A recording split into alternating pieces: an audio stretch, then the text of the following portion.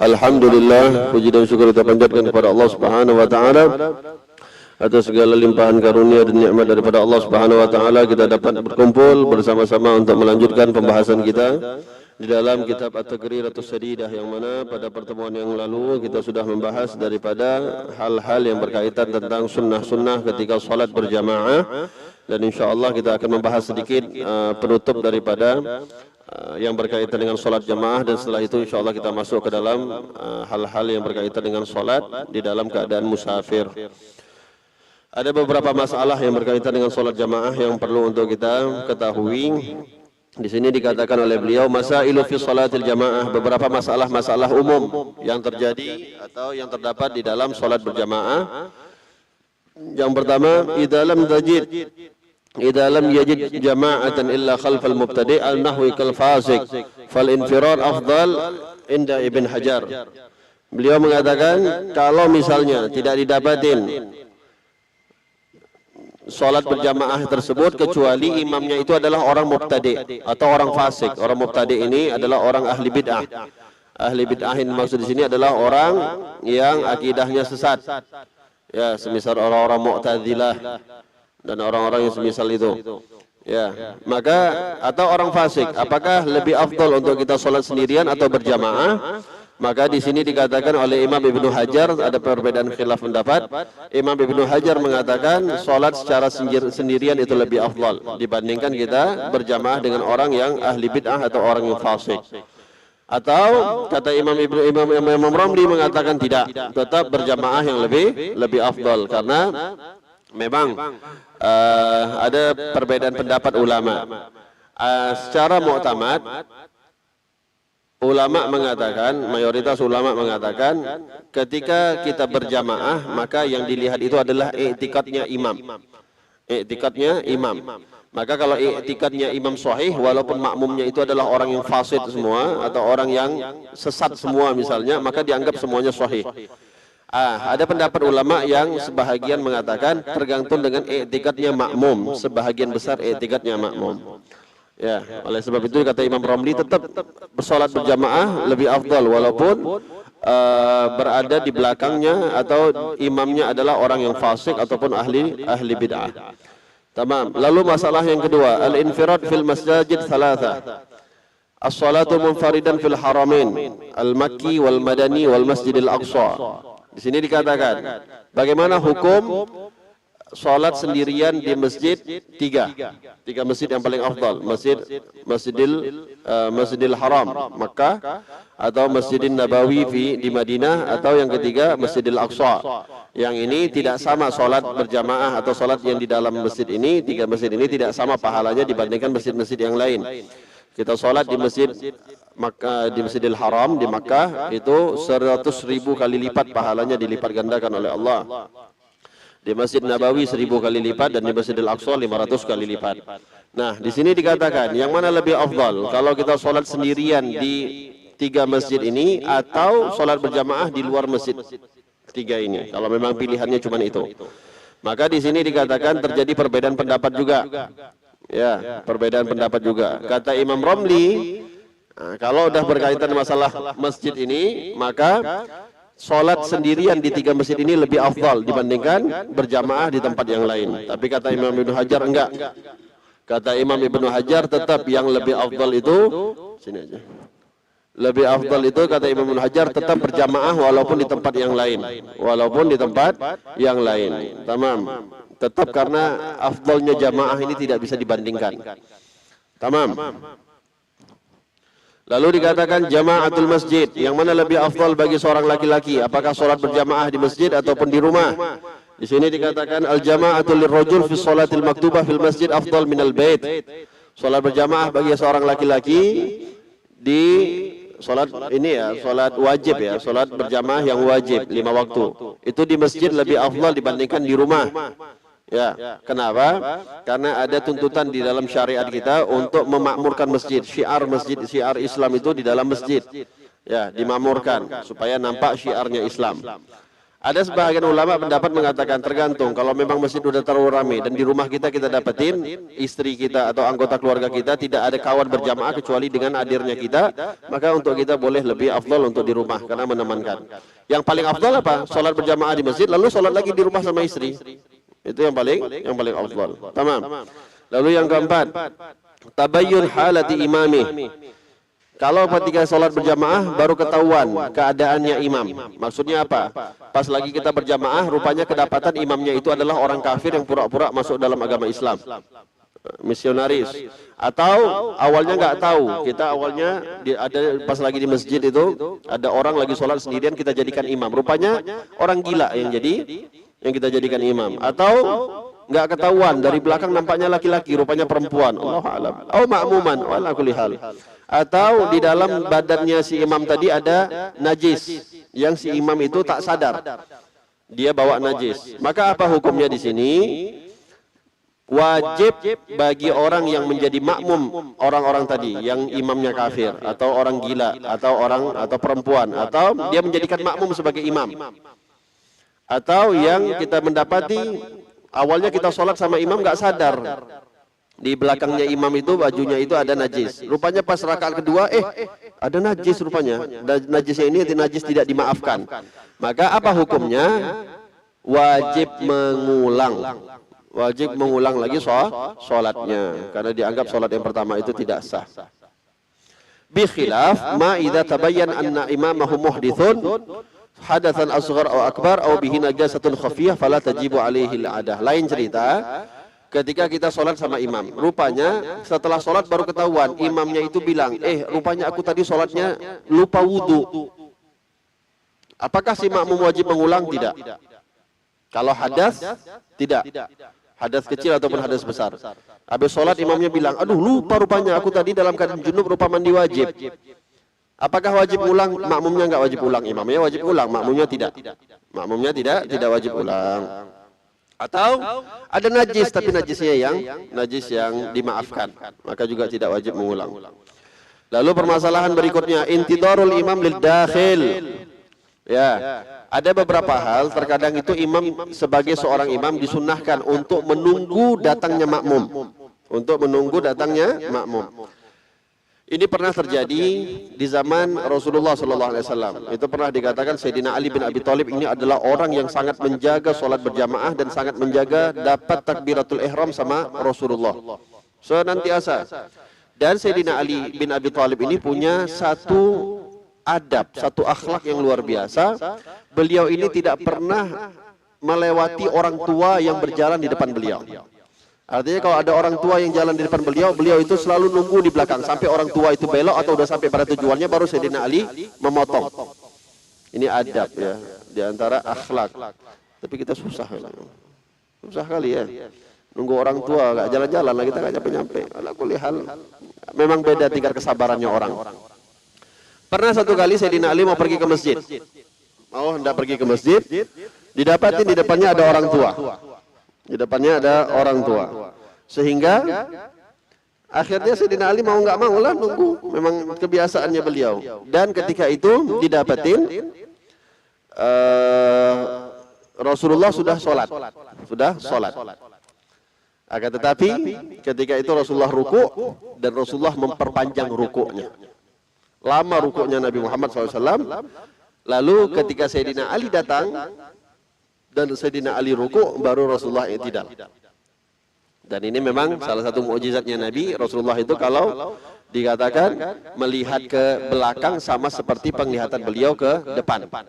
Jadi beliau tahu betul. Bahkan Nabi kan pernah bilang, atimur ruku' was sujud. Fa inni arakum fi min wara'i dhahri ka ra'yati min amami. Kama qal. Kata Nabi SAW, sempurnakan sujud dan rukuk kalian karena aku dapat melihat kalian yang berada di belakang saya, kata Nabi, sebagaimana saya dapat melihat orang yang ada di depan saya, kata Rasulullah SAW. Ini salah satu mukjizat Nabi. Ya, banyak kejadian-kejadian Rasulullah Sallallahu Alaihi Wasallam itu menampakkan bahwasanya beliau tahu apa yang di belakang, termasuk ketika ada seseorang bernama Fudhalah ingin membunuh, ingin meracuni Rasulullah, ingin menikam Nabi Muhammad dengan pisaunya, sudah dilumuri racun. Ketika Rasulullah sedang tawaf, itu Fudhalah mengikut. Fudhalah ini orang benci sama Nabi dulunya, karena ada dendam pribadi sama Rasulullah. Dia ngikut dari belakang, dia menyelip di antara para sahabat, sudah pas berada di belakang Nabi. Nabi bilang, "Ma haddatsa bihi nafsak ya Fudhalah?" Apa yang sedang bermain di dalam hatimu wahai Fudhalah?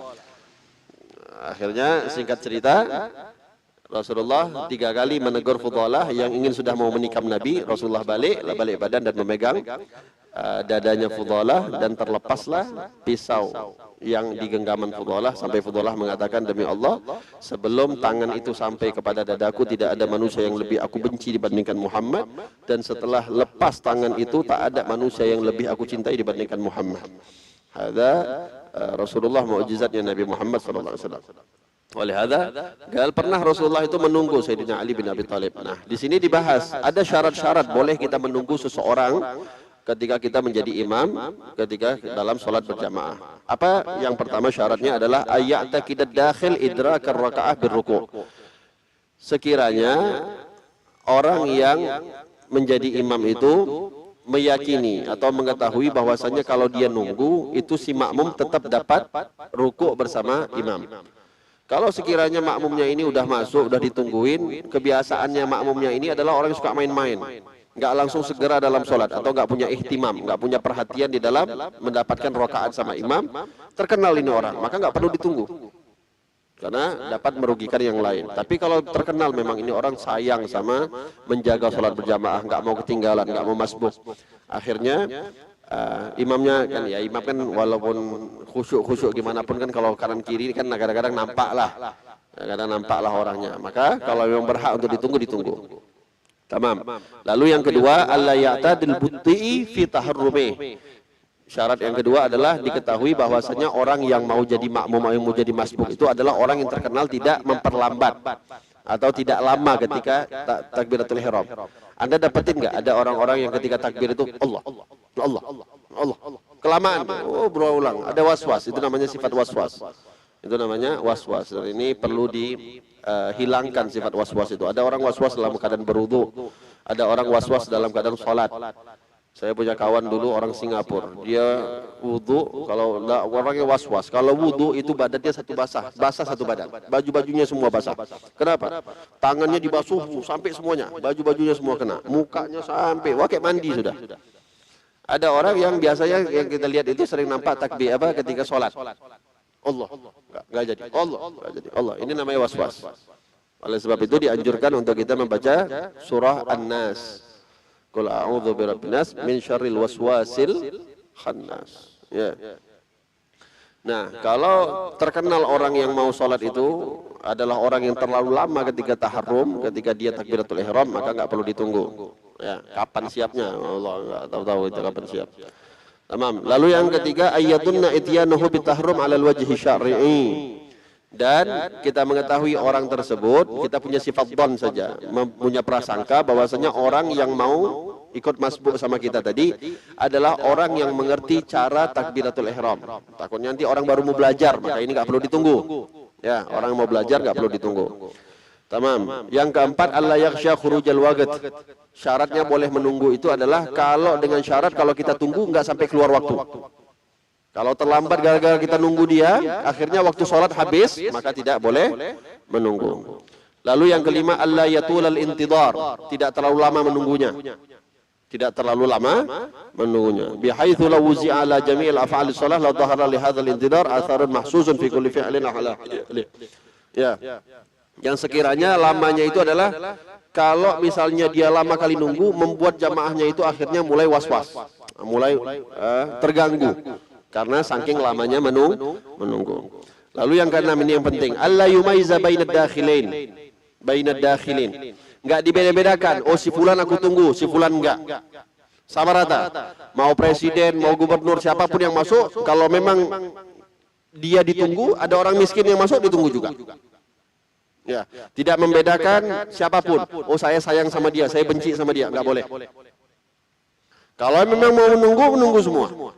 Nggak pakai beda-bedain. Karena si fulan, saya nggak enak nanti kalau nampak kali cepat-cepat. Nggak. Ini sholat urusannya sama Allah, bukan lagi memikirkan jabatannya manusia. Tamam. Lalu yang terakhir ayyakuna intitaruhu liwajhillahi ta'ala, dan niatnya ketika dia menunggu tadi adalah betul-betul ikhlas untuk Allah Subhanahu wa taala, supaya menolong orang tersebut tidak ketinggalan berjamaah. Lalu di sini dikatakan terakhir ada beberapa hal yang disunnahkan untuk kita mengulang sholat, mengulang lagi sholat. Ya, yang pertama adalah sholat yang diulang itu adalah ini sunnah ya, sunnah. Yang sholat yang diulang itu adalah sholat yang fardu. Jadi tidak disunnahkan mengulang sholat sunnah. Atau sholat sunnah juga kadang disunnahkan untuk diulang, tapi sholat sunnah yang disyariatkan untuk berjamaah. Semisal mengulang sholat taraweh, mengulang sholat witir. Nah, witir di bulan Ramadan, di luar bulan Ramadan tidak. Mengulang sholat gerhana bulan, gerhana matahari, itu juga boleh. Oleh sebab itu jangan heran kalau Habib Umar, Habib Salim sering kita dengar, Habib Salim itu minimal setiap malam tarawehnya 3-4 masjid. Almarhum, Allah yarhamuh. Habib Umar juga 3, 4 atau 5 masjid setiap malam tarawehnya. Dari masjid ini 20, masjid depan 20, sampai 5 kali taraweh dalam setiap malam. Kenapa diulang? Tidak masalah. Tamam. Dan boleh juga dengan berniat-niat yang lain. Nggak mesti. Taraweh itu tidak ada batasan, maksimalnya 20. Bebas saja namanya sholat sunnah. Tamam. Lalu yang kedua, kaunuha muaddah la maghdiyah. Yang diulang itu adalah sholat adaan. Kalau sholat fardu yang diulang sholat adaan, bukan sholat qadha. Sholat qadha nggak perlu diulang, kalau udah sekali udah cukup. Ya, nggak perlu diulang 2 kali. Yang ketiga, kaunul ula sahihah. Boleh mengulang sholat kalau dianggap sholat yang pertama itu sah. Sudah sah. Artinya kalau dianggap yang pertama nggak sah, bukan mengulang, memang harus wajib ulang, bukan sunnah. Bukan sunnah mengulang, tapi memang wajib diulang. Lalu Allah tazidal i'adah alal marrah, nggak boleh mengulang lebih dari 1 kali. Udah sholat duhur berjamaah, terus pengen lagi ada berjamaah sholat duhur, sama-sama adaan. Ada orang lagi sholat duhur mau ikut lagi, nggak boleh. Cukup sekali saja ngulangnya. Paham? Lalu ayyanwiya bihal fardiyah, yang dia niat sholatnya itu adalah niat sholat fardu. Niat sholat fardu. Ya, itu kalau sholatnya fardu. Kalau dia mau ulang, dia harus niat sholat fardu. Ya, kalau dia mau ulang sholat fardu, dia harus niatkan sholat fardu. Atau ayat takidah bihan nafliyah. Begitu juga kalau dia mengulang sholat sunnah, disebutkan sunnah. Nggak boleh niatnya hanya sekedar usolli saja, harus disebut sunnatan. Ya, usolli sunnatan duha misalnya. Sementara kalau kita sholat sunnah biasa, cukup usolli duha saja sudah cukup, nggak perlu disebut sunnah. Tamam, supaya menjelaskan. Antusalla kulluha jamaah, diantara sunnahnya diantaranya adalah harus kalau mau diulang itu semuanya harus dalam berjamaah. Contoh, pertama kita sholat duhur yang pertama full 4 rakaat ikut sama imam dari awal sampai akhir. Terus mau ngulang, kalau kita ngulang jamaahnya yang kedua sudah mulai di rakaat kedua misalnya, kita nggak dapat full 4 rakaat, dapatnya cuma sebahagian. Maka di sini kata Imam Romli tidak boleh. Tapi kata Imam Ibnu Hajar boleh, walaupun cuma dapat 1 rakaat. Jadi memang tengoklah ya. Biasa saja ini Imam Romli, Imam Ibnu Hajar. Berapa kali kita sebut mereka berselisih pendapat. Nggak ada musuh-musuhan. Ini sedikit beda pendapat saja sudah ribut. Ya ilaha illallah.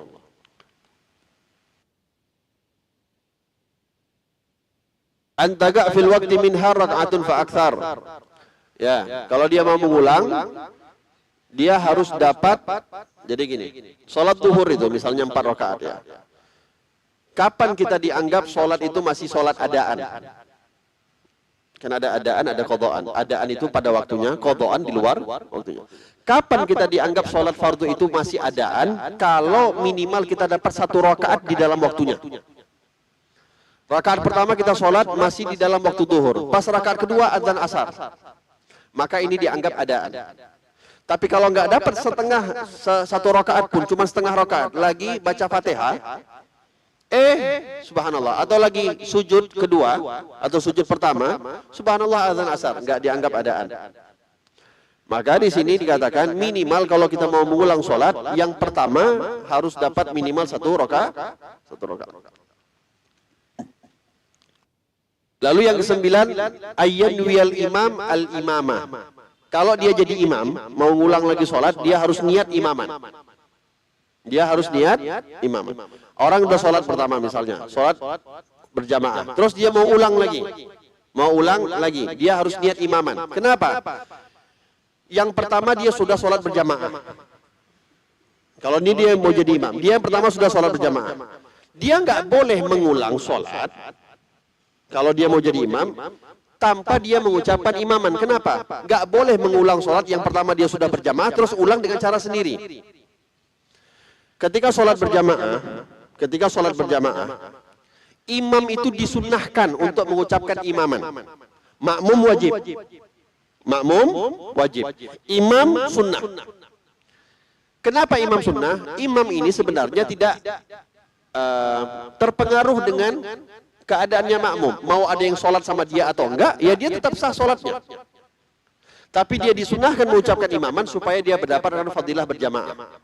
Tapi kalau makmum tidak. Makmum dia mengikat sholatnya dengan imam. Artinya dia harus ikut sama imam. Sehingga dia harus niat makmuman. Jadi wajib. Tapi imam enggak. Mau ada makmum atau enggak, sholatnya tetap sah. Nah, kalau dia mau ngulang sholat dan dia mau jadi imam, yang orang udah pertama kali sholat, udah sah sholat fardunya. Dia mau ulang. Ditunjuk jadi imam. Maka ketika dia ulang, dia harus niat imaman. Kenapa? Nggak boleh orang yang sudah sah sholat fardu secara berjamaah mengulang dengan cara sendirian. Makanya kalau dia jadi imam, nggak boleh lagi dia seakan-akan mengatakan, aku nggak butuh lagi sama makmum. Sekarang dia butuh sama makmum. Paham? Mudah-mudahan paham.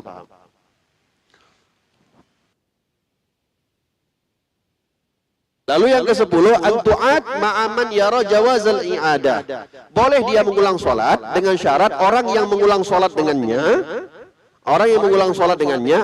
itu juga boleh mengulang sholat. Contoh ada dua orang. Yang pertama dia udah sholat satu kali. Ada orang yang kedua, dia udah sholat satu kali dan dia udah ulang satu kali.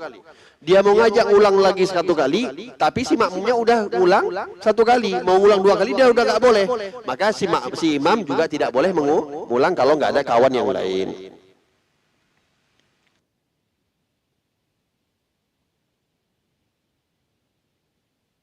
Lalu diantaranya adalah Allah takuna sholat syiddatil khauf.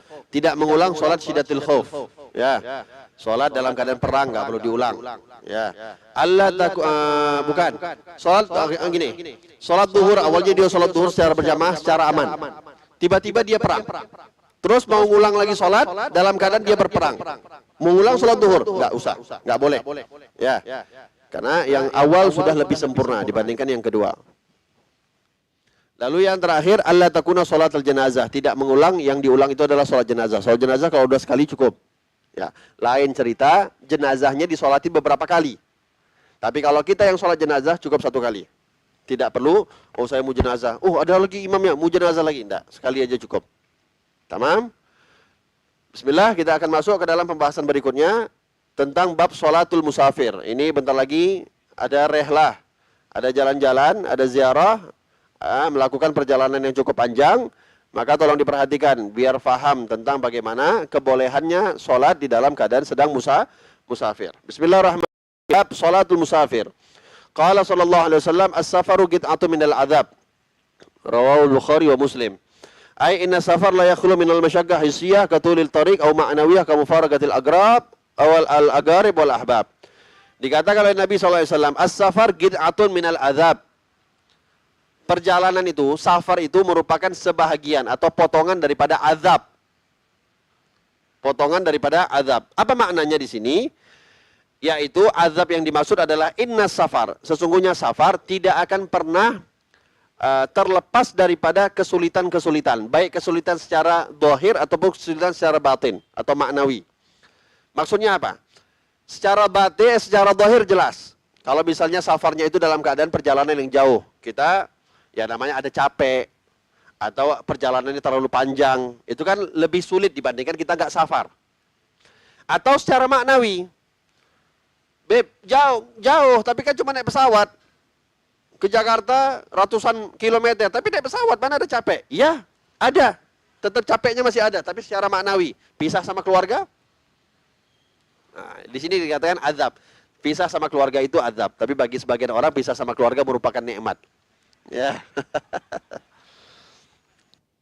Wah, bebas. Tamam. Lalu di sini dikatakan ada beberapa kemudahan atau keringanan yang dibolehkan oleh syariat. Ya.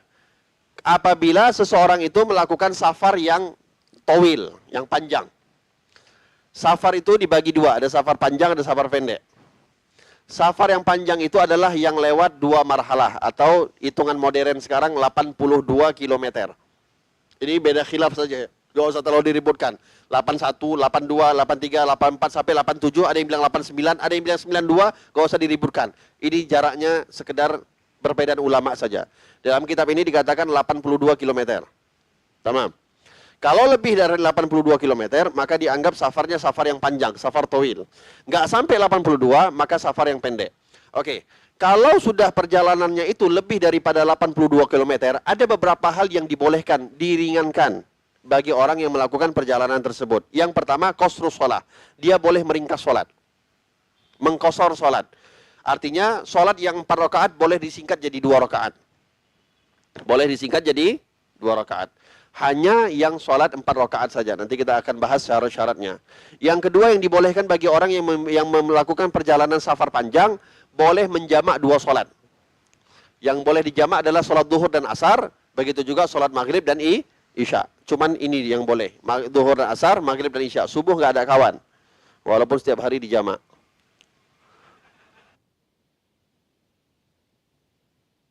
Jamaknya nama duha. Yang ketiga yang dibolehkan bagi orang yang melakukan perjalanan panjang adalah al-fitru fi Ramadan. Boleh dia membatalkan puasa di bulan suci Ramadan. Dengan syarat dia keluar daripada rumahnya atau daripada kotanya sebelum terbitnya fajar. Jadi ini banyak kesalahan orang-orang sekarang. Seakan-akan kalau sudah musafir jam berapapun dia berangkat berarti udah boleh nggak puasa. Tidak. Anda boleh nggak puasa kalau Anda melakukan musafar dengan syarat Anda keluar dari kotanya Anda di hari itu sebelum waktu subuh.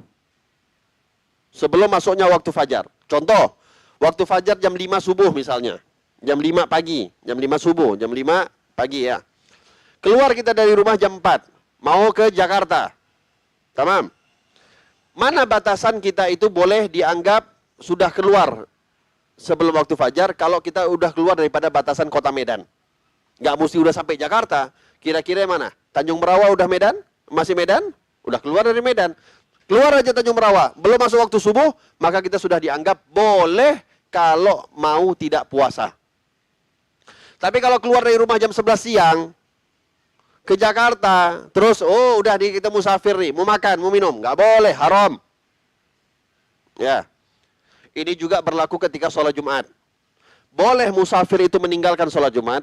Boleh musafir itu meninggalkan sholat Jumat dengan syarat dia keluar dari hari Jumat itu sebelum masuknya waktu fajar. Kalau enggak, resiko. Mau enggak mau dia harus sholat Jumat. Apapun cerita. Makanya hati-hati, saya sering katakan. Kalau mau berangkat hari Jumat, tolong perhatikan. Jangan pilih pesawat yang bertepatan dengan waktu sholat Jumat. Karena ini enggak ada rukhsahnya. Kecuali Anda siap. Nunggu di airport, keluar dari sebelum subuh, tonggoklah di airport sampai siang. Boleh? Enggak apa-apa. Sudah keluar dari kota. Tapi jangan macam-macam. Pesawat jam 12 siang.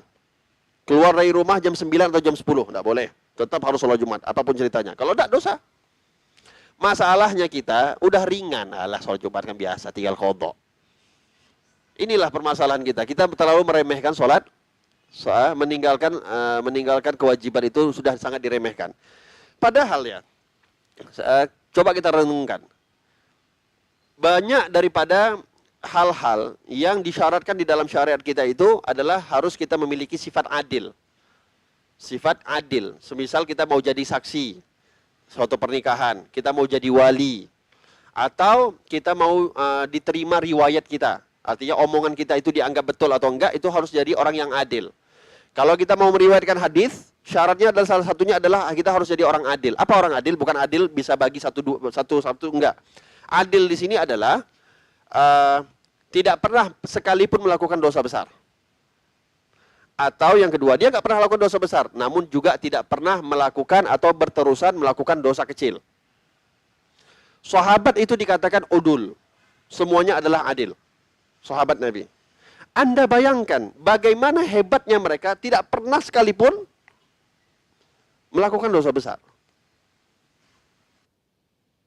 Jangankan sahabat, okelah sahabat di depan Nabi. Tabi'in. Itu yang meriwayatkan hadis. Sayyidina Imam Bukhari, bukan sahabat, bukan tabi'in. Bukan tabi'ut tabi'in, atba'ut tabi'in. Tapi sampai derajat itu pun mereka terjaga sifat udulnya, keadilannya. Ini kan suatu hal yang luar biasa. Bagaimana penjagaan mereka itu. Yang kalau kita bandingkan dengan sekarang. Contohnya lah ya, kita tinggalkan satu kali aja sholat, itu udah nggak dianggap adil lagi. Kita pernah fitnah orang, kita pernah bohong. Pernah bohong, nggak dianggap adil. Cobalah kita bayangkan, siapa yang adil di antara kita zaman sekarang? Oleh sebab itu, jangan pernah menyepelekan, khususnya ulama-ulama salaf kita dulu. Jangan pernah sepelekan, karena memang mereka itu adalah orang-orang yang menjaga betul-betul agama ini. Kalau enggak karena mereka, enggak terjaga, enggak sampai hadisnya Nabi kepada kita. Jadi jangan pernah berani ucapan mulut kita itu mengatakan satu pun ulama, khususnya apalagi ulama-ulama salaf. Karena mereka betul-betul menjaga. Tamam? Kok bisa ke sini? Ala kulli hal. Kenapa bisa ke sini? Salat Jumat ya, kenapa salat Jumat? Mereka nggak pernah. Artinya suatu sholat, kita pun udah terbiasa. Alah sholat Jumat nanti bisa ulang sekali lagi. Yang penting nggak 3 kali berturut-turut. Enak kali. Nggak penting nggak 3 kali berturut-turut. Seakan-akan kayak sholat Jumat itu kayak kita yang punya ngaturan. Ya Allah alam. Lalu yang keempat yang dibolehkan bagi orang yang melakukan perjalanan panjang 82 km atau lebih adalah, ini agak repot, sebenarnya sudah dibahas, tapi mungkin masa-masa dulu itu kita belum banyak yang ikut hadir majelis. Adalah ketika ada namanya masul khuffain, membasuh sepatu untuk pengganti membasuh kaki ketika wudhu. Ini di dalam bab thaharah udah lama kali kita bahas. Walhasil bagi orang yang mukim, ini khusus bagi orang yang tinggal di tempat dingin yang ada musim dingin, kita nggak berlaku ini. Ya. Kita musim kita cuma 2, hujan sama kemarau. Lain cerita mungkin kalau di Sidikalang atau di Brastagi dingin. Tapi kalau kita nggak ngaruh ini, ya. Ala kulli hal. Kalau misalnya dalam keadaan sangat dingin, kita boleh menggantikan membasuh kaki dengan membasuh khuf. Khuf itu ada sepatu karet. Sepatu karet khusus dia itu. Ya, bukan sepatu-sepatu kayak kita biasa. Sepatu boot Anda tuh nggak bisa dipakai. Sepatu khuf namanya. Tamam? Nah, bagi orang mukim, itu cuma berlaku 1 hari 1 malam. Kita nggak akan panjang lebar, apa maksudnya 1 hari 1 malam, nanti mungkin kalau ada rekamannya tengok sendiri. Bagi orang yang musafir, dikasih 3 hari 3 malam. Ini kelebihan bagi orang yang musafir. Tapi syaratnya, safarnya itu safar yang towil, safar yang panjang, di atas 82 km. Tamam? Lalu dikatakan, itu khusus, 4 hal ini khusus bagi orang yang safarnya towil, 82 km. Nah, ada juga keringanan-keringanan yang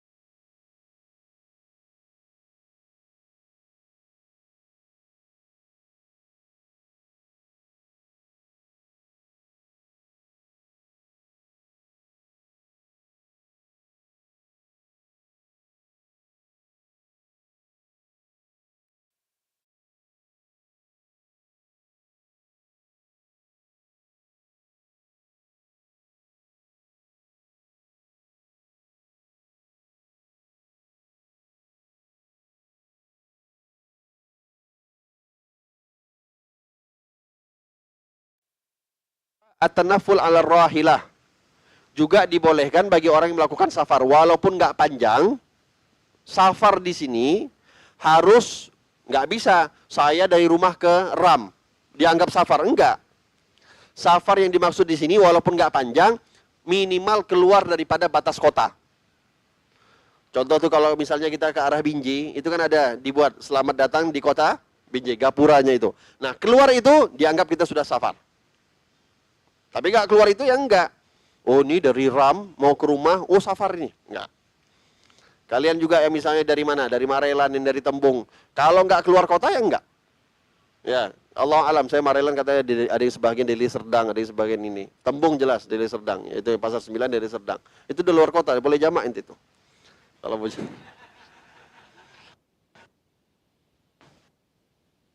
Marelan pakai paspor nggak ke sini? At-tanaful 'ala rahilah. Maka bagi orang yang safar, dia boleh ketika sholat sunnah, ketika dia sholat sunnah itu boleh, ini khusus sholat sunnah ya, boleh sholat dalam keadaan di atas kendaraan. Tapi khusus sholat sunnah, sholat fardu nggak boleh. Boleh sholat di atas kendaraan. Jadi kalau dia udah jalan, dia sholat. Tapi dengan syarat ya, berwudu, tutup aurat itu tetap semuanya. Namun boleh dalam keadaan di safar. Kiblatnya gimana? Nggak perlu pakai kiblat. Kalau perjalanannya itu memang tidak memungkinkan untuk diarahkan ke kiblat, naik mobil, naik pesawat. Kalau naik kapal masih memungkinkan. Jalannya pelan, belok-beloknya nggak cepat. Pakai kompas, minimal ketika takbiratul ihram menghadap kiblat. Setelah itu dia belok enggak masalah. Atau jalan kaki, atau naik sepeda. Bisa singgah sebentar. Nah, ketika naik sepeda boleh. Lagi naik sepeda dia sholat. Tapi singgah sebentar, menghadap ke kiblat kalau memudahkan, lalu dia lanjutkin. Boleh. Oke, ini dibolehkan. Tamam. Lalu isqatu shalah bitayammum. Boleh tidak mengqadha salat kalau dia tidak dapat air dan hanya dia bayar tayammum. Contoh gini. Kalau misalnya kita di dalam keadaan di kota kita ya, kita di dalam kota kita nggak ada air, maka kita kalau mau sholat tayammum. Nah, karena kebiasaan kota kita itu ada air, sekali-kalinya nggak ada air, sesekali nggak ada air, maka ketika ada air, sholat yang kita gunakan, yang kita sholat dengan tayammum wajib diulang. Tamam. Tapi ketika kita safar, kita mau sholat nggak ada air, kita tayammum. Karena safar nggak wajib diulang. Mudah-mudahan paham. Yang keempat, tarkul jum'ah, boleh meninggalkan sholat Jumat tapi dengan syarat yang sama. Ya, syaratnya adalah tidak dia keluar dari kotanya sebelum masuknya waktu fajar. Jadi kalian kalau memang nggak mau sholat Jumat, pergi aja ke Binjai. Tapi dari sebelum subuh. Dari sebelum subuh nonggok aja di Binjai. Kalau memang malas sekali sholat Jumat, nggak apa-apa. Di otaknya nggak ada. Nah, balik terus. Azan balik lagi, nggak apa. Tapi harus nonggok ya dari sebelumnya nih. Atau sewa hotel dari malam Jumatnya. Ini kok demi kali memang nggak mau sholat Jumat.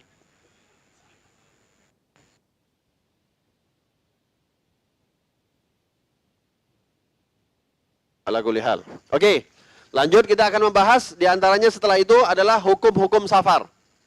Maka safar ini ada hukum. Ini sangat bergantung ya. Ini sangat bergantung dengan keringanan-keringanan yang dibolehkan nanti. Keringanan-keringanan yang dibolehkan nanti. Kapan kita boleh jamak, kapan kita boleh qasar. Tergantung dengan bagaimana niat kita ketika kita safar. Di sini dikatakan ahkamus safar. Safar itu ada 5 hukum. Ada 5, khamsatun. Ada 5 hukum safar. Terkadang safar yang kita lakukan itu adalah safar wajib. Wajib kita safar, musafir. Safar ini perpergian ya. Saya sebut safar aja ya. Kadang wajib kita safar. Kapan? Ketika safar untuk menunaikan ibadah haji yang pertama kali. Haji yang pertama kali itu adalah wajib, rukun. Yang kedua, yang ketiga dan seterusnya adalah sunnah. Yang dimaksud di sini adalah safar untuk haji atau umroh yang pertama. Umroh juga adalah mazhab Imam Syafi'i wajib ya. Umroh dalam mazhab Imam Syafi'i sekali seumur hidup itu wajib. Tapi dalam mazhab yang lain sunnah. Ada yang mengatakan sunnah biasa, ada yang mengatakan sunnah muakkadah. Namun haji semua mazhab mengatakan sepakat wajib bagi yang mampu. Tamam. Atau safarnya untuk thalabul ilm, menuntut ilmu. Menuntut ilmu yang wajib, ilmu agama. Ya, ini safarnya kalian dari rumah ini adalah safar yang wajib. Ya. Jadi pahalanya pahala wajib. Pahala kayak ibadah wajib, nggak sama pahala ibadah sunnah sama ibadah wajib. Itu yang pertama.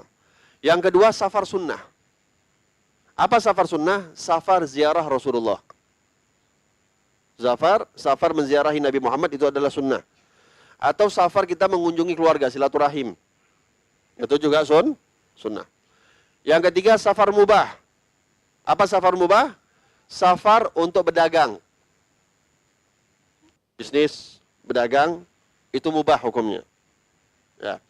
Yang keempat, safar makruh. Apa safar makruh? Safar berdagang, tapi yang didagang jual kain kafan. Dagangannya kain kafan. Kenapa kok kain kafan jadi makruh? Ya. Ketika kita menjual kain kafan, artinya ketika kita menjual barang apapun, namanya jualan, kita mengharapkan orang beli. Kalau kita jual kain kafan, kita mengharapkan orang lah gimana orang beli kalau nggak mati? Maka kita mengharapkan banyak orang mati supaya dagangan kita laku. Makanya makruh. Teman. Atau juga termasuk safar makruh adalah safar yang tujuannya untuk main-main, tetapi bukan main-main dalam keadaan haram. Yang main-mainnya itu bukan yang dalam keadaan haram. Ini juga makruh. Yang kelima, safar haram. Safar hukumnya haram. Apa? Safarnya seorang istri tanpa izin suami. Atau safar memang dia untuk maksiat. Safar mau berzina. Safar mau nyuri. Safar mau maling. Safar mau ngerampok orang. Ini hukumnya haram. Oke. Lalu dikatakan gosru sholah. Ini sudah kita jelas ya. 5 hukum safar. Nanti akan berkaitan. Tamam. Apa dalilnya boleh mengqasar sholat? Allah Subhanahu wa taala berfirman, "Wa idza darabtum fil ardi falaysa 'alaikum junahun an taghsuru minas shalah." Kalau kalian berpergian di atas muka bumi, maka tidak berdosa ke atas kalian kalau kalian ingin mengqasar. An taghsuru, meringkas daripada salat. Ini surah An-Nisa ayat 101. Oke. Jadi permasalahan, yang mana lebih afdal? Kita qasar atau tetap sempurna? Kalau perjalanannya sudah 82 km. Yang mana lebih afdal? Beb, saya nggak suka lah qasar-qasar. Saya orangnya suka yang sempurna. Masa sholat udah cuma 4 dipotong-potong 2 lagi? Nah, yang mana yang lebih afdal? Di sini dikatakan, al-qasru afdal fi arba'i halat. Ada 4 perkara, 4 hal, 4 keadaan. Mengqasar sholat itu jauh lebih afdal dibandingkan kita sempurna. Kapan? Yang pertama, idza balagat masafatul safar thalatha marahil. Yang pertama, kalau perjalanan itu yang kita lakukan perjalanan yang sudah sampai lebih daripada 3 marhalah. 1 marhalah 41 km. 2 marhalah 82 km. Kalau kita melakukan safar 2 marhalah sudah boleh qasar. Oke. Nah, kalau perjalanan kita 3 marhalah berarti 123 km, maka di saat ini lebih afdal kita qasar dibandingkan kita sempurna. Kenapa? Ada pendapat ulama yang mengatakan kalau sudah 3 marhalah wajib qasar. Ini pendapatnya Imam Abu Hanifah. Oleh sebab itu, keluar daripada khilaf, dalam mazhab Imam Syafi'i memang nggak wajib. Mazhab Maliki nggak wajib. Mazhab Hambali nggak wajib. Imam Abu Hanifah yang bilang wajib. Ulama kita mengajarkan, kalau kita mau beramal, usahakan jangan kena sama khilaf. Semaksimal mungkin jangan kena sama khilaf. Sepakat 4 ulama mengatakan qasar sholat ini boleh. Satu mengatakan kalau sudah 3 marhalah wajib. Maka ikut yang mengatakan wajib. Karena apa? Yang 3 ini mengatakan sunnah. Jadi semuanya kita selamat. Kalau kita maksa diri, enggak, saya tetap mau itmam. Dari mazhab Syafi'i. Walaupun kita mazhab Syafi'i dianggap sah, atau mazhab Maliki, atau mazhab Hambali, sah. Tapi dalam mazhab Abu Hanifah enggak sah. Kenapa? Wajib qasar di situ. Menjaga daripada khilaf. Kita enggak tahu nanti di yaumil qiyamah. Walaupun tadi saya katakan, kita sudah iktimad, kita sudah bersandar dengan mazhab Imam Syafi'i, ya apa yang dikatakan Imam Syafi'i ya pasti sah bagi kita. Tamam. Maka yang pertama, kalau safarnya itu 3 marhalah, 123 km atau lebih, maka lebih afdal kita qasar. Kenapa saya lebih afdal qasar? Supaya nggak nampak sombong. Allah kasih keringanan, ambil. Nanti nggak dikasih keringanan, susah. Lagi dikasih keringanan, nggak mau. Oh, enggak. Kalau kamu merasa ini, udah pas lagi mukim, silahkan, afdal. Ya. Karena banyak itu orang-orang, oh saya nggak mau jamak. Kan dulu Nabi itu jalannya pakai unta, memang berat. Sekarang kita naik pesawat. Namanya syariat ya boleh. Namanya udah dibolehkan ya, nggak usah pakai begaya lah. Ya. Yang kedua, kapan qasar lebih afdal? Kalau didapati di dalam hatinya ada keraguan untuk atau dia nggak suka melakukan qasar. Ada di dalam hatinya ketidaksukaan dia melakukan qasar. Nah, kita yang nggak suka melakukan qasar malah lebih afdal untuk kita qasar. Kenapa? Supaya kita membenarkan bahwasanya itu boleh. Supaya kita lawan ini hawa nafsu. Ini adalah syariat yang dibolehkan, maka lawan.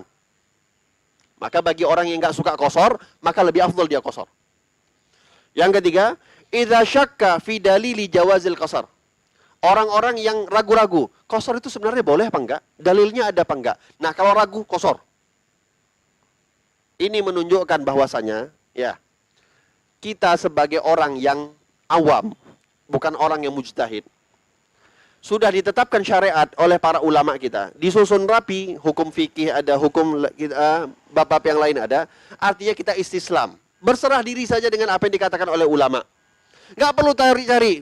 Ini kalau ada dalilnya baru saya kerjakan. Justru malah di sini, kalau kita ragu ada dalil apa enggak, kerjakan. Supaya apa? Supaya kita ada rasa ketergantungan dengan apa yang dikatakan oleh para ulama. Bukan justru malah pandai-pandaian. Oh, dalilnya saya ragu-ragu, saya tinggalkan. Enggak. Anda nggak dapat dalil, tapi ulama udah mengatakan boleh, kerjakan. Kenapa? Supaya hilang rasa was-was kita kepada apa yang telah ditetapkan oleh para ulama. Yang keempat, idza kana mimman yuqtada bihi bihadratin nas. Idza kana mimman yuqtada bihi bihadratin nas. Tamam. Kalau misalnya ketika dia mau qasar, semua makmumnya itu qasar. Pengennya qasar. Dia mau jadi imam. Ah, nggak mau. Aku harus sempurna. Yang lainnya mau qasar. Dia minta sempurna. Siapa Anda? Qasar. Lebih afdal. Mengikuti keinginan mayoritas makmum. Tamam. Wa fi ghairi dzalika al-itmam afdal. Selain daripada 4 ini, maka tetap sempurna 4 rakaat lebih afdal. Tidak diqasar. Oke. Sekarang kita membahas syarat-syarat bolehnya qasar. Ini agak panjang, jadi saya agak baca cepat sedikit. Ya, alhamdulillah kita ada rekaman. Jadi kalau merasa beb cepat kali, itu ada ini. Karena waktu kita singkat. Kalian disuruh mulai jam 4 nggak mau. Datangnya telat. Disuruh 4:30, ya ginilah ujungnya cepat-cepat. Itu terserah. Itu rekaman ada, sekalian di-subscribe, di-like, di-komen, ya. Dan ditonton. Jangan di-skip. Iklannya ditonton. Ya, gitu. Ketua. Oke, syarat-syarat qasar. Syarat-syarat bolehnya qasar ada 11. Syarat-syarat boleh mengqasar salat ada 11. Yang pertama, antakuna sholatu rubaiyah minal maktubat. Yang pertama, salatnya harus salat fardu yang 4 rakaat. Berarti salat duhur, salat asar dan salat isya. Maghrib boleh? Kayak mana caranya? Rukuk salam. Yang boleh duhur, asar sama isya. Yang kedua, qasdu mawdhi'in muayyanin walau bil jihah. Orang yang mau qasar, ya, dia harus tahu kemana tujuan dia pergi. Walaupun cuma arahnya saja. Contoh, kita mau pergi, bawa anak dan istri. Mau kasih surprise. Istri kita tutup matanya, nggak boleh tahu dia sampai tempat tujuan. Ditanya sama istrinya, bang kita mau kemana? Surprise dek. Sampai ke Jakarta udah lebih daripada 2 marhalah sekalipun, karena dia nggak tahu tujuannya kemana, dia nggak boleh qasar. Kita yang boleh qasar. Makanya kalau pakai surprise tuh pakai Pakai otak, bukan pakai ilmu, pakai otak. Orang akhirnya nggak jadi kosor gara-gara kita. Karena nggak boleh. Dia harus tahu. Kenapa? Kenapa harus tahu? Orang yang mau mendapatkan rukhsah kosor ini, dia harus meyakini apakah perjalanan dia itu sudah boleh kosor atau tidak. Tapi harus diyakininya dari awal dia berangkat. Nggak mungkin pas sudah sampai baru boleh, enggak. Nah, kalau misalnya suaminya bilang, udah dek, pokoknya kita pergi jauh. Ini mau arah ke Sidikalang. Rupanya cuma sampai Brastagi misalnya. Maka ini udah boleh. Atau misalnya muarah kita sampai ke Singkil, boleh. Yang penting arahnya sudah dapat. Tapi kalau memang nggak tahu apa-apa, istrinya ditutup mata, nggak boleh tahu segala macam, maka tidak boh. Si istrinya nggak boleh kosor, ya kitanya boleh. Itu yang pertama. Syarat yang kedua adalah harus mengetahui kemana tujuan. Apakah sampai batas kosor, dibolehkan kosor atau tidak. Yang ketiga, nah ini yang tadi saya katakan. Berpengaruh, ayyakuna safaruhu mubahan.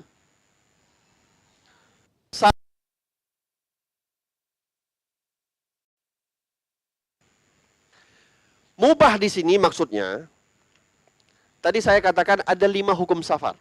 Ada wajib, ada sunnah, ada mubah, ada makruh, ada haram. Bukan yang mubah saja yang boleh. Berarti sunnah, wajib nggak boleh. Enggak. Yang mubah di sini adalah sunnah, safar yang dibolehkan untuk dia pergi. Maka maksud safar mubah di sini masuk di antaranya safar yang wajib. Safar yang sunnah, safar yang mubah, juga safar yang makruh. Yang nggak boleh, safar yang haram. Safar haram, tidak boleh dia mengambil satupun keringanan yang dibolehkan oleh syariat. Tujuan safarnya untuk maksiat, tujuan safarnya atau istri kabur daripada rumah suaminya tanpa izin. Tidak boleh, mau sejauh apapun dia tidak boleh mengambil keringanan di dalam safarnya. Tamam. Oke, di sini dibagi lagi. Aqsamul asi min nahiyati jawazil qasar. Ada sebagian orang pas dia pergi, dia nggak ada niat untuk maksiat. Rupanya pas di pertengahan jalan mulai ada muncul mau maksiat. Maka bagaimana keadaannya? Apakah dari awal dianggap, oh yang penting kan dia nggak maksiat, niatnya niat baik atau niat mubah? Maka ada pembahasan. Yang pertama, ada nama istilahnya asin bis safar. Asin bis safar, pakai ba, bis safar. Apa itu? Adalah orang yang memang dari awal dia niat safarnya itu untuk maksiat. Maka hukumnya tidak boleh dia mengambil keringanan apapun. Ini sudah tahu. Maksiat safar yang maksiat. Kecuali ketika dia niat, saya mau pergi ke Jakarta, mau ngerampok bank. Rupanya baru sampai airport datang cahaya ilahi. Wah, tiba-tiba dapat hidayah.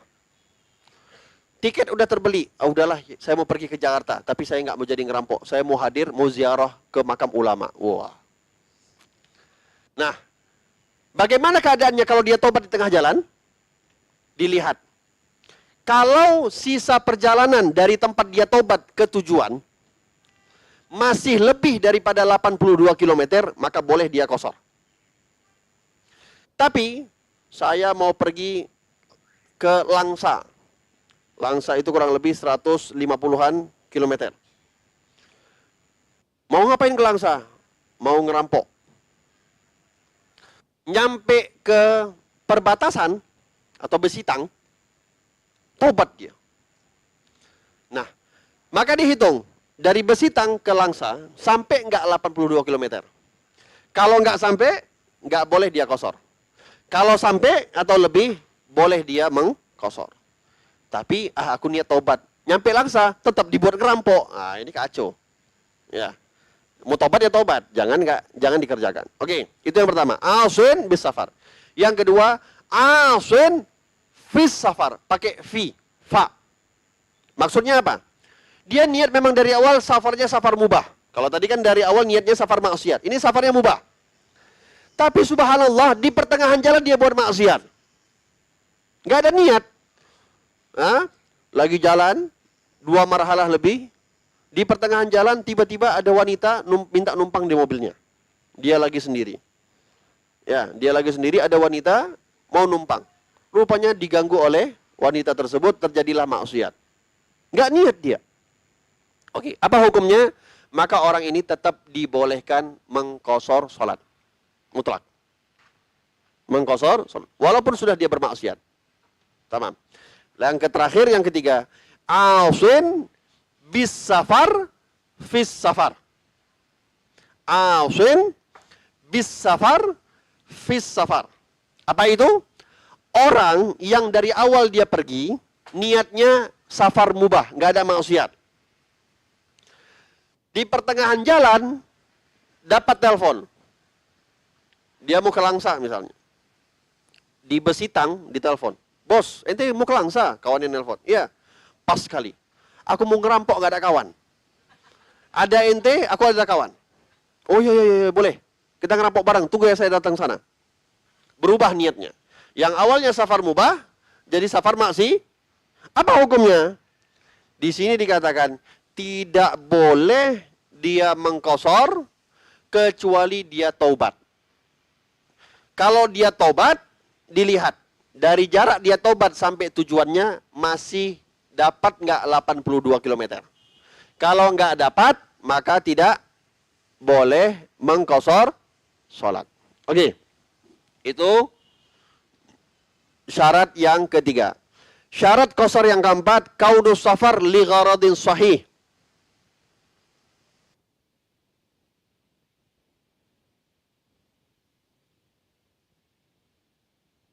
Tujuan safarnya itu ada tujuan yang benar. Ada tujuan yang benar. Semisal dia mau berdagang. Ya. Tapi di sini dikatakan, kalau safarnya itu cuman mau jalan-jalan. Tapi nggak ada niat soleh yang nggak ada sama sekali. Nggak ada niat baiknya sama sekali. Mau tengok-tengok aja. Tengok-tengok kotanya orang. Nggak ada niat mau ziarah ulama. Nggak ada niat mau ziarah makamnya orang. Nggak ada niat mau sholat di masjid. Niat apapun yang baik-baik nggak ada. Ini juga tidak boleh qashar. Yang kelima, kaunu safarihi marhalatin. Minimal safarnya itu harus 2 marhalah. Yaitu 16 farsah. 1 farsah 3 mil. 1 mil 4.000 langkah. Tengok ulama ya, ngitung loh 1 mil 4.000 langkah. Ada pernah di antara kita ngitung? 1 kilo berapa langkah? Ini ulama sibuk ini. 1 mil 4.000 langkah. Atau tadi dikatakan 2 marhalah 82 kilometer. Ya, 82 kilometer. Ini syarat minimal. Oke, gini. Beb, saya mau pergi ke Langsa. Langsa itu 150 kilometer. Ketika saya keluar dari kota Medan sebelum duhur. Artinya udah lewat Binjai sebelum duhur. Tamam. Saya mau sholat duhur, tapi saya masih sampai Stabat. Saya masih sampai Stabat. Medan sama Stabat belum 82 km. Apakah saya boleh qashar atau tidak? Di sini yang menjadi patokan adalah tujuan akhir. Bukan kita sudah sampai mana. Yang dihitung 82 km adalah tujuan akhir. Kalau tujuan akhir kita Langsa lebih daripada 82 km, walaupun kita baru sampai Stabat, baru sampai Binjai, sudah boleh qashar. Tapi nggak boleh dari Ram atau dari rumah baru sampai ke Ram ke sini terus mau qashar. Yang penting udah keluar rumah, nggak boleh. Minimal harus keluar batas kota. Syarat yang keenam dibolehkannya qashar adalah mujawazatul balad. Ini tadi yang saya katakan, harus sudah keluar daripada kota. Kalau kotanya itu pakai dinding, pakai pembatas. Kayak kota-kota di zaman dulu. Ada tembok-tembok. Ya, ada tembok-tembok pembatas kota. Keluar daripada tembok itu artinya udah keluar kota. Zaman sekarang kan udah nggak ada. Nah, kalau zaman sekarang patokannya gimana? Itu tadi, kalau ada gapura itu bisa diambil jadi batas kota. Atau misalnya gini, kita jalan. Patokannya itu kalau kita dapetin udah terputus bangunan-bangunan. Rumah udah mulai nggak ada. Keluar dari kota, udah mulai hutan semua. Ini udah boleh termasuk daripada dianggap keluar kota. Oke. Yang ketujuh, ini penting. Banyak orang nggak tahu. Dibolehkannya seseorang itu mengqashar sholat dengan syarat dia punya ilmu tentang bagaimana kebolehannya mengqashar sholat. Jadi sekarang, yang sebelumnya nggak pernah belajar, baru kali ini belajar, nah mulai besok Anda sudah boleh qashar. Karena sudah belajar, kecuali belajarnya yang ngantuk. Tapi kalau sebelumnya nggak pernah belajar, imam qashar, awak qashar, tidak sah. Makanya dikatakan wa kullu man bighairi ilmin ya'malu a'maluhu mardudatun la tuqbalu. Orang yang beramal tanpa ada ilmu maka amalnya ditolak, tidak diterima oleh Allah Subhanahu wa taala. Itulah pentingnya hadir majelis ilmu. Kan enak, besok-besok yang nggak pernah belajar safar, besok udah bisa qashar. Kalau safar, nanti hari Rabu kita berangkat udah bisa qashar. Yang nggak pernah belajar, mau ikut-ikutan, nggak sah. Makanya saya kejar hari ini, supaya kalian boleh qashar. Tamam. Yang ke-8, dawamus safar ila tamami shalah. Artinya, safarnya itu masih berlanjut sampai memang dia itu sampai ke selesai sholatnya dia belum hilang kebolehan safarnya. Kebolehan qasharnya, afwan. Contoh, kita naik kapal laut. Naik kapal laut. Masih di jalan. Cuman udah dekat sama kota kita sampai, kota kita tinggal. Udah balik kampung. Pas lagi qashar, lagi sholat, nyampe kapalnya. Kita ini udah menghadap kiblat semua udah oke lah ya. Menghadap kiblat. Nah, karena kita sudah sampai batas kota, nggak boleh lagi qashar. Nah, harus kalau kita mau qashar disyaratkan dari awal kita sholat sampai akhir betul-betul kita masih dalam keadaan tempat kita boleh qashar. Paham? Mudah-mudahan paham. Yang ke-9, ini juga penting. Niyatul qashar indal ihram.